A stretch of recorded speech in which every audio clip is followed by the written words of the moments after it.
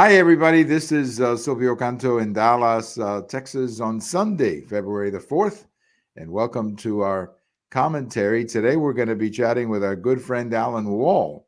And we'll be talking a great deal about what's happening on the U.S. Mexico border. Let me say hello to Allan. Allan, welcome. It's always a great pleasure to have you. Well, thank you. This is my second time to be on your show this year, so that's pretty good so far. I think you must be becoming a favorite Yeah, of you must yeah, be becoming one of our favorite guests. We're gonna. This is, I think, the third time you've been on video because we used to do it, as you right. remember, by audio. We had you on several times Yeah, by I'm audio, starting to but get used to it. It's a yeah, little it's different. It's very different. it is You know. different. I enjoy it actually. I think the video, um, it it. I don't know. I mean, it's nice to see somebody's face. Okay. I guess I guess that's. But you have a new website. You mentioned that the last time you sent me the link, and Yes. you're developing this, and I think it's a great idea. Talk a little bit about it. Yes, it's my latest project, a new website called Mexico News Report, and my intention is to try to cover, Mexico news, which of course there are plenty of other platforms that do that, but I feel like there's some things that are left out in English language coverage of Mexico, and I would like to, try to fill in some of the gaps. That's my plan, and it's just been launched, so it's just barely getting started, but I'd, like to invite anyone who would like to check it out. It's mexiconewsreport.com. Right. That's all you have to put. And I have on your name on the show information. I put the Okay. link on there, so hopefully that gets you a few clicks. But I think it's Yeah. a good idea.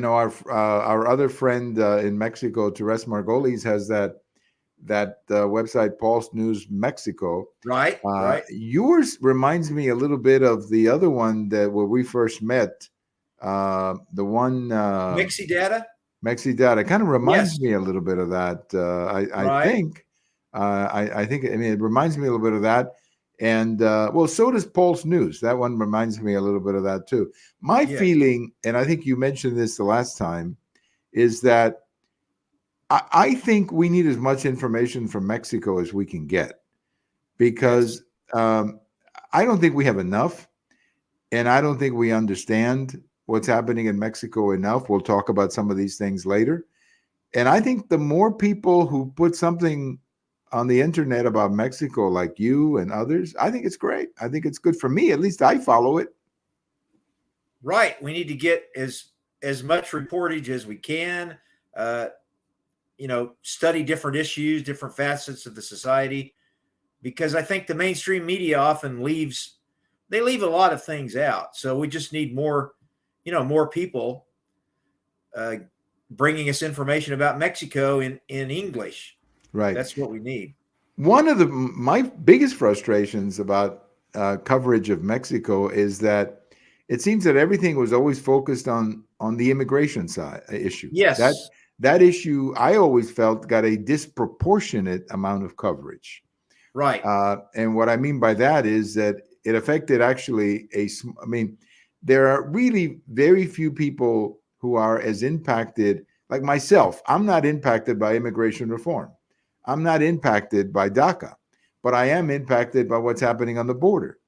And so there was always a great deal of coverage of immigration and immigration reform. But, honestly, I think 90% of the Hispanic people or even Mexicans who live in the United States are more impacted by some of the stuff that you're going to be writing about or some of the stuff that, for example, they write about in Pulse News Mexico. I just think that is more interesting and more relevant for people who are here than immigration. It seems like that's the only thing the media ever wants to talk about, Allan. Well, yeah, we just need to look at the whole perspective, including immigration, but not limited to it. There's a lot of other things about, uh, crime in Mexico, about the politics, about the economy, the culture. There's just all sorts of topics that are often ignored in the media, it seems. Absolutely. Well, let me just briefly touch on a subject not directly about Mexico, sort of indirectly, I guess. It's a neighbor of Mexico, and that is the elections that are taking place today in El Salvador, where, by all accounts, President Bukele is going to be reelected in huge numbers. We don't have any numbers yet, but every prediction is that he's going to be reelected by a landslide. And I think it's a fascinating story, the story of this man and what he's done in his country. Now, a lot of people call him, cool dictator, and he does have that personality. He's got the sunglasses, and he's kind of a cool guy. He dresses, doesn't always dress like a president, I guess. And he's got a beautiful wife, and I think, in fact, I think they're expecting a baby sometime soon. But I mean, he makes a great photo, okay? But he's also turning out to be a heck of a good president. I mean, when he took over El Salvador, that was a nightmare, a criminal mess. Yeah. And today, it's certainly a much better country than it was. Certainly, it's a heck of a lot safer than it was 4 years ago, Allan. Right. And I know that some Americans have criticized him for, violation of human rights. But think about it. For decades, you had this horrible murder rate. Isn't that a violation of human rights? And you just can't. It's just amazing what he's done. And, maybe it wouldn't work everywhere. And maybe they need to make other changes later. But it's just amazing what he's done. And I think the people appreciate it. And all the polls I've seen show that he's going to win in a landslide. He has a very high approval rate. And I reported on this in a video article last month, but there's actually a Mexican politician who has, at least one, maybe more, who has floated the idea of doing something similar in Mexico, which of course would be that would just be a massive project. But he said, why is it that El Salvador, who has a country with fewer resources than we have, can do it? Why can't we do it? Right. He actually, floating that idea. I think more Latin American countries are going to be discussing that as time goes on. Well, I think so, because what he understands, and I think this is the reason he's so popular. And I wrote an article about this over at the American Thinker today. I saw it, yes. Yeah, where I was saying that what he gets is that, and the reason he's popular in the countryside and with poor people, is that he gets something that a lot of politicians don't get. And that is that when you have these gangs running around and all this crime running around, the people who are mostly impacted are the poor people, and especially women. Yes, who are victims of crime. And, the rich neighborhoods, they don't worry about this because they have their security, and they have guards and walls. Gates and, and dogs, Dobermans running around their front yard. I mean, if you get in one of those homes, it'll be the last home you ever tried to rob. I mean, if you can get through the Dobermans that they have, and obviously, poor people don't have that. And if you're a small merchant in a small town, and it's you against the criminal gang, well, they've got it on you. They can control you and take money from you. So I think this is why he's so popular. And this is what I hope some other leaders in Latin America understand, that if you can handle this kind of crime, you're actually helping the poor people. Because they're the victims for the most part. It's sort of like what happens in our cities. I mean, who are the victims of all this crime in Chicago? It's not the white people who live in the suburbs. They're not being impacted by it to the same degree that blacks are in Chicago or some other cities. So I think he realizes that. He had the common sense to pick up on that. And that's why I think he's going to win big, and he's probably going to carry most of the poor, not poor necessarily, but most of the country districts and the cities and everything. So I got to give it to the guy. He's really been a smart politician. And yes, he is kind of cool on top of all of that, you know. He does. I mean, he looks like a movie star, you know. When you look at this guy, you know, I mean, the women must be crazy about him because he looks like, you know, he's a movie star, you know, like Omar Sharif or something like that, you know. I mean, the guy is just absolutely stunning. So we don't have any numbers, but I agree with you. I think the numbers are going to be huge when they come in.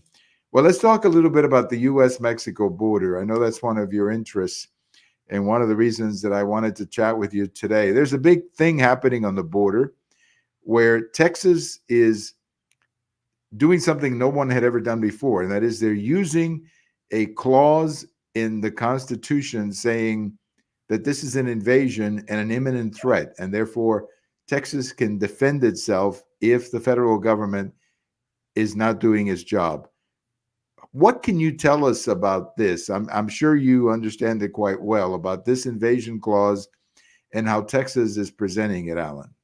Well, of course, in Article 4 of the Constitution, it says that the federal government has a responsibility to protect the states from invasion.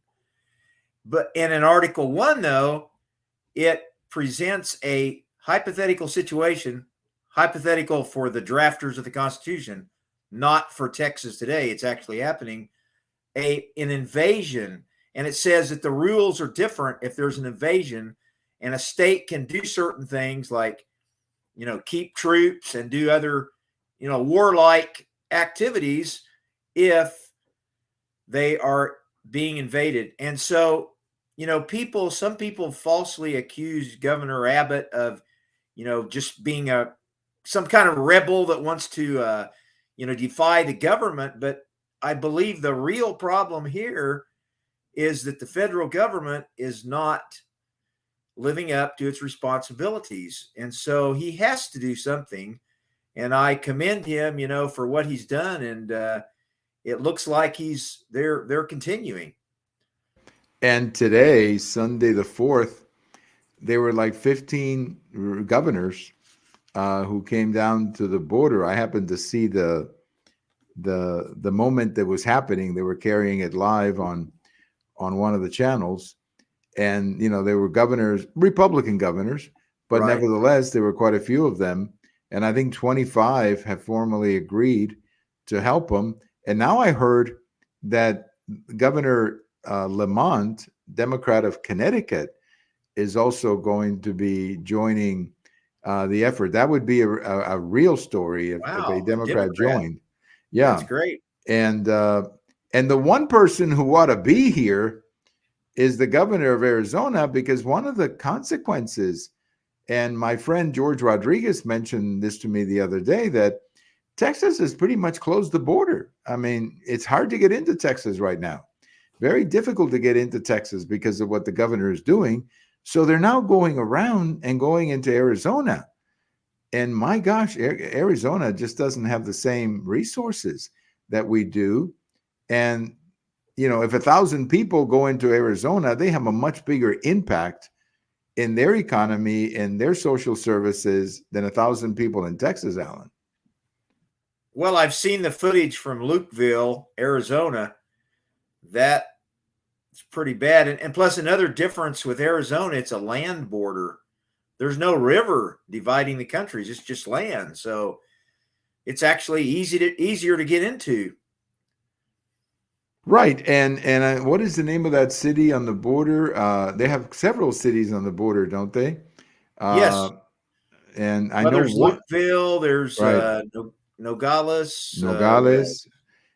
I know that there's one place that the governor has publicly said that their hospitals are just exhausted. They don't have any room in the hospitals. Oh, so yes. that's another. But again, I bring up Arizona because they're much smaller than Texas.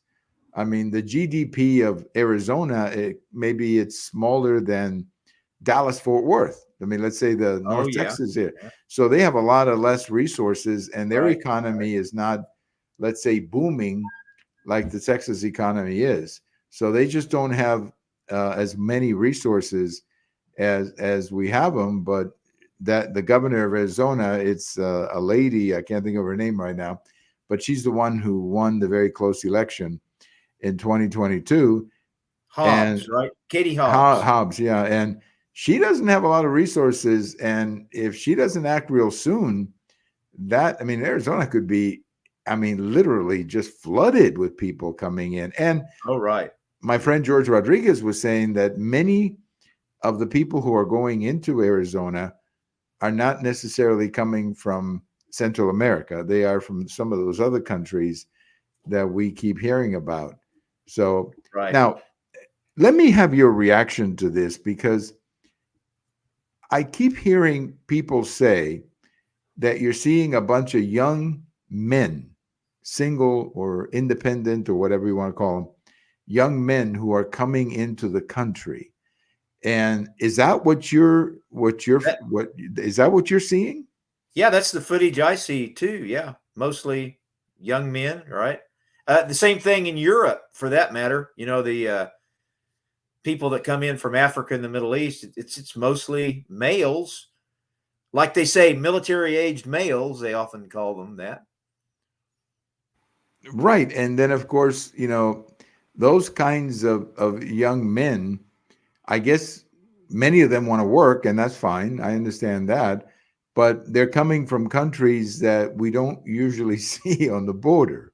Yeah. That's what worries me. They're coming from countries that most Americans probably couldn't even find in a map. Frankly, I couldn't find many of those countries in a map either.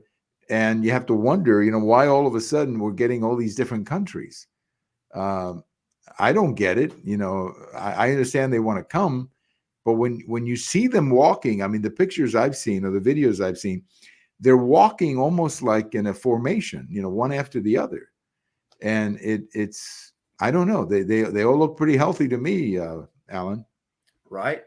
And you've got these international routes established, like people will fly over from Africa, they'll go to South America, come up through the through Panama, and very well established routes by now, to get to the United States. It's just amazing what a huge phenomenon it is. Right. And the money, whoever's doing this is making a lot of money, because nobody flies for free. Right. Right. These are not free trips. Somebody's making a lot of money. I remember a lady from Venezuela was telling me that she got from Venezuela to Colombia. Now, she was paying her way. Nobody was paying her way, but she did have to pay people from Colombia all the way up to the Mexican border. She was paying people all the way. Right. And then when she got to the Mexican border, then they took a bus to the United States. But whenever the bus would stop, they would have to pay off people, because there'd be all kinds of police people, asking them for their papers. And the only way they could get back in the bus would be to pay bribes, mordidas, to keep on going. So by the time she got to the border, she didn't have any money. She had pretty much spent all her own private money just getting to the border. Now, she was able to cross under one of these programs, and she was able to cross. And thankfully, she knew somebody in the United States who at least went to the border to greet her. And at least she was able to, drive somewhere. Otherwise, she would have been literally stuck by herself on the border without any money. That is how a lot of these people are traveling. I wouldn't be surprised if that's a pretty typical story, Allan. Probably is. Yes. Yeah. Now, to your knowledge, has any other governor in American history used this invasion clause? Because I couldn't find any other example of it. I don't know of any. There could be, but I really can't think of anything that is similar to this situation. No, because we always had presidents in the past who took the border seriously. Even Obama. I didn't like Obama, but Obama deported a bunch of people. He deported lots and lots of people. And I think all the other presidents, at least, had an understanding that the border had to be secure. Something's happened to President Biden that doesn't make any sense to me. as to why he wouldn't want to secure the border, because politically this is costing him a lot, Allan. If you look at all the polls, he's down 20 to 30 points on this issue of the border and immigration, Allan. That's right. And you even have, some Democrats complaining about it. Look at John Fetterman, for example. And so I think what we're really going to find out, the election's about 9 months away. So we're going to see how this really pans out and if it's going to really hurt Biden in the election. We're soon going to find out. Well, it has to. It has to. Now, yes. They're hoping that the economy bails them out, but it has to hurt him, because this is the one thing. And the reason I think it has to hurt him is because I think most Americans expect their government to protect their border. I mean, I don't think that's a partisan thing. It shouldn't be. No, it shouldn't be. I mean, so I think that's now one of the points is that the Supreme Court, and this is being repeated in some of the media as if the governor is defying a Supreme Court order, but in fact, the Supreme Court didn't say anything. That's right. About Texas. It was kind of a wacko order that because they really didn't. I think basically what they said was, correct me if I'm wrong, but I think what they said was, well, yeah, the Border Patrol can cut the cable or the wire, but Texas can put it back. They kind of said something like that, right? Well, that's what I understand. You read it? It said that the federal government could cut those wires. It really isn't much to it, really, but it actually did not enjoin anything specifically on the state of Texas. Well, that's it. It didn't tell Texas to do anything. Yes. I mean, and now I guess the next step is for the Supreme Court to write one of three opinions. Number one opinion would be the federal government is right. Texas, you need to obey. The second one would be Texas is right. Federal government, get your act together. Or the third one, and this one might be a little crazy, Allan, but they may actually say, you know what? We're not going to write an opinion about this. We're going to leave this in the political arena and let you guys figure it out, meaning voters. You guys figure it out. If you don't like what the governor is doing, vote against him. And or if you like what he's doing, vote for him. So that's a possibility too. They don't necessarily have to write an opinion about this. And there's a fellow by the name of Reynolds, and I have a post about this coming out tomorrow. He wrote about this today, saying that this is a possibility, that the Supreme Court may just say, we're not going to get involved. It's a political matter. And, that they could do that, Allan. Right.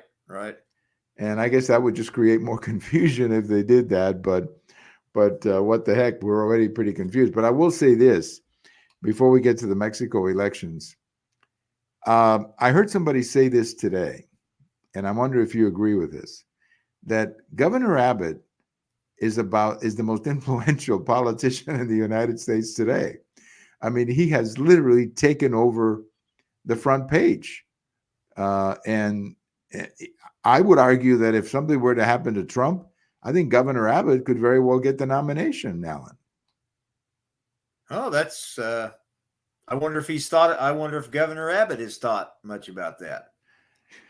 Well, I don't know that that's what motivated him, but stranger things have happened. Right. Because can you think of a Republican that would be more popular right now than Governor Abbott? I can't think of one. I mean, he's hugely popular. I was talking to a friend of mine in Wisconsin, and they all think he's great. He's got the publicity and the limelight, and anything's possible. But I think most people support what he's doing from the polling data that I'm seeing. That's for sure. Yeah.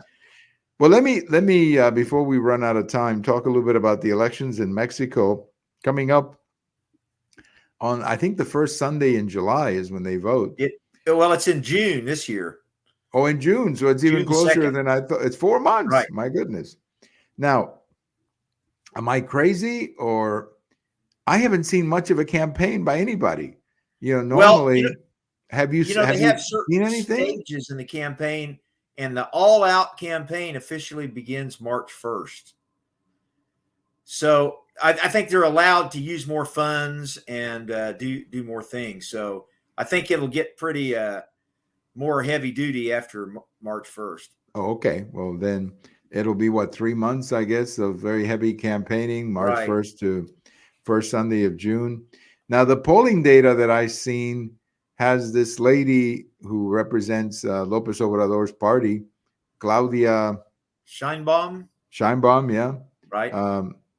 She's leading in a big Right. number, Right. and she's 15 running. points, what I saw. Yeah, and she's running against another lady. So the next president of Mexico is going to be a woman, more than likely. Right. And she's running against a lady by the name of Valdez. Is it Valdez? Xochitl? Galvez. Galvez. Xochitl Galvez. Right. Right. And I have some Mexican friends in a group that we get together on Friday mornings. It's a Latin American group. And when I told them about these polls, they say, oh, they're fake. Don't believe them. Well, okay, I don't know, honestly, one way or the other. I don't know if they're fake or if they're true. But, some of these polls in Mexico have been pretty reliable in recent elections. I don't know if you agree with that. Well, and after all, look what AMLO did. He had a majority. You do not need a majority to win in Mexico, but he had a majority, 53%. So I don't know. We'll see. We'll see about this one. And the other thing too, Alan, is that there isn't a third party or a third candidate too. Normally, like the last time, there were like four candidates. There's a minor one, Alvarez Maynez of the Citizens Movement, but he's like 5% in the polls. Is that the one who's advocating tougher? Yes. Okay. Yes, he's the one who floated the idea of doing something similar to what they did in El Salvador. Maybe he wants to get attention because he's down there at 5%, Well, but, I guess that would be a good way to get attention if they can get him in a debate. Yes. The problem is, I don't know if he'll get into the debate because he's so low. But if he can get into a debate and say stuff like that, because insecurity is the number one topic that I hear about Mexico. I mean, the economy seems to be doing okay. Right. Inflation seems to be doing okay, but it's insecurity. I mean, what's happening in the border and what's happening inside Mexico, a lot of criminality. That's what I hear. I don't know if you hear the same thing. Well, and it seems like the opposition candidate, Xochitl Galvez, she's talking about that. Oh, okay. For Claudia Scheinbaum, it's difficult for her to talk about that because she would have to defend her party's record because, under AMLO, they have the murder rate is increased under AMLO. Right. And how's she going to explain that? So she probably would prefer just not to talk about that topic. Yeah, I don't think she does. I think, but it is interesting. If she is elected, not only is she going to be the first woman president, but I think she's going to be the first Jewish president. She's of Jewish religion. And because of her last name, I think she's Hungarian or Serbian. Well, on her family, on her father's side, I think. Well, her father was Ashkenazi Jewish, and her mother was Sephardi Jewish, and so yeah, she would be the first Jewish president of Mexico, at least officially. Right. Yeah, I can't think of any other who has been Jewish before. But where did her family come from with that last name?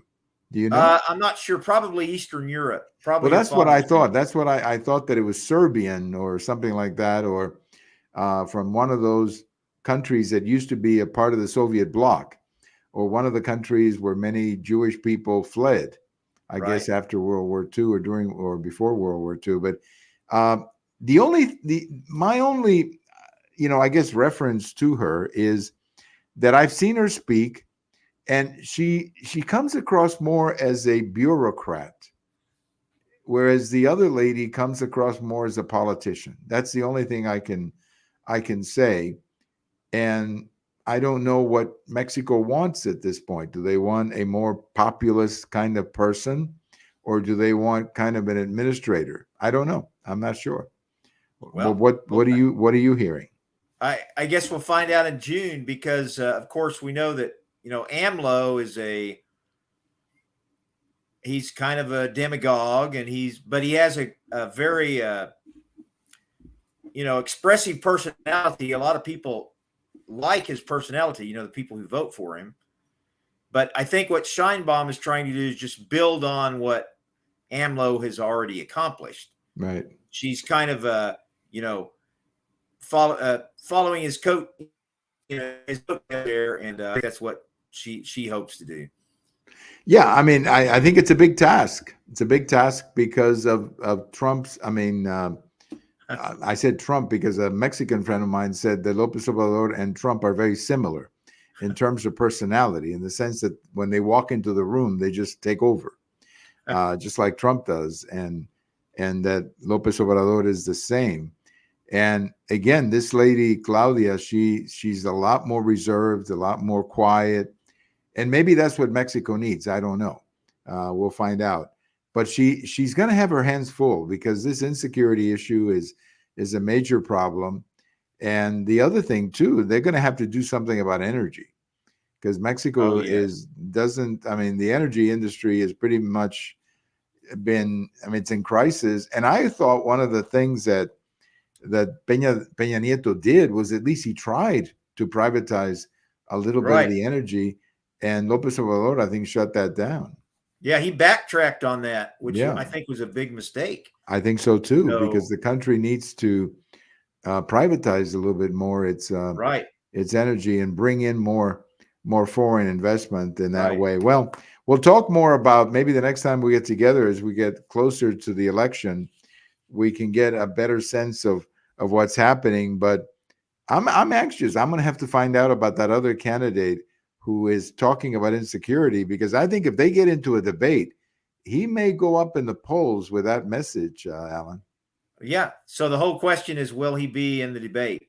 I want to watch the debates anyway. They're always the last time there was a guy from Monterrey called El Bronco, I think they called him. Yes, he was pretty entertaining. He stole the show. I mean, he had probably ended up helping López Obrador, because he just basically he became kind of the star of the debate and so on. But I thought he had a great name, El Bronco. I thought that was a fabulous name. Well, Allan, have a great evening, and as always, thank you so much for joining us. Well, thanks for having me. I look forward to speaking with you again. Thank you so much. And your website again? MexicoNewsReport.com. All right. We have a link to it on the show information, but check it out. I looked at it today, and you're already starting to do a lot of contributions in there, so that's good. You're putting things in there. Yeah, I'm excited about it. I hope to get it rolling this year. I'm pretty sure you will. I'm pretty sure you will, because there is a market for that kind of information. I'm sharing it with friends, and hopefully they can follow you. Have a great day, Allan. Thanks. You too. All right. Our good friend, Allan Wall, blogger, and as we just learned, started a brand new website about Mexico. Look, as I said during our conversation with Allan, I think we always need more information about Mexico, because so much of what you read up here, it's all about the border or immigration. And there's a lot more to Mexico than that. You have $1 trillion GDP, huge economy, major trading partner. I think the number one trading partner with the United States, certainly with Texas, the number one trading partner. So it's a big market and something that we need to know what's going on. And they've got elections coming up this year, which are important to us. We need to know what's going on in the elections. Thank you for listening. This is Silvio Canto in Dallas, and we'll talk to you later. Bye-bye, everybody.